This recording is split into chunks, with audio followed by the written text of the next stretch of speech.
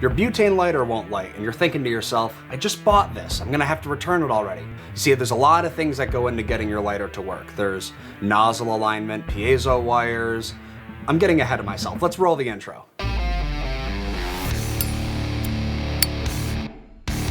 The can attaches to the filling valve and the butane goes in the fuel tank. It's simple enough, but I'm gonna burst your bubble.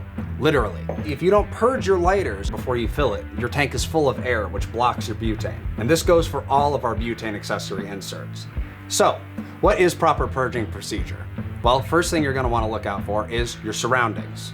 Never do any of this over the sink. Ideally, you do your purging and filling outdoors, or in a well-ventilated area. So take a small tool, like a mechanical pencil, but not a pen, and aim it over the filling valve without blocking it. Point the insert away from you, and gently ease your tool into the filling valve to empty out the fuel tank. And once it's empty, you'll have room for more butane. Let's talk about butane fuel for a second. Do not shake the can.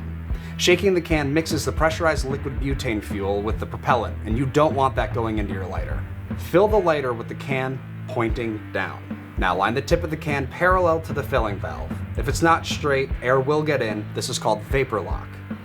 So now I will fill the fuel tank for roughly 3 to 5 seconds.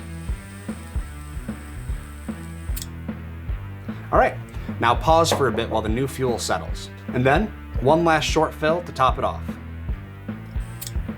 So it's best to wait a few minutes or move to a new area before lighting your insert.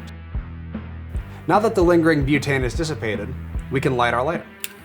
But it may not hold a flame yet because the fuel is still cold from the can. So just give it a few minutes, maybe put it in your pocket to warm up, then your trigger's hot. But if you're still having issue and your torch is not holding a flame, there's still a couple more things we can check. First, make sure you have your flame height adjuster all the way up. Next, check the piezo wire positioned over the vent. It should be pointed at the center of a single torch insert or directly between the dual torch vents. When you make this adjustment, don't puncture the clear plastic sleeve around the piezo wire. One last thing, I wouldn't suggest trying to take one of these lighters on your expedition to Mount Everest. Lower air pressure and lower temperatures, it is harder for the butane to pressurize to get the spark and light.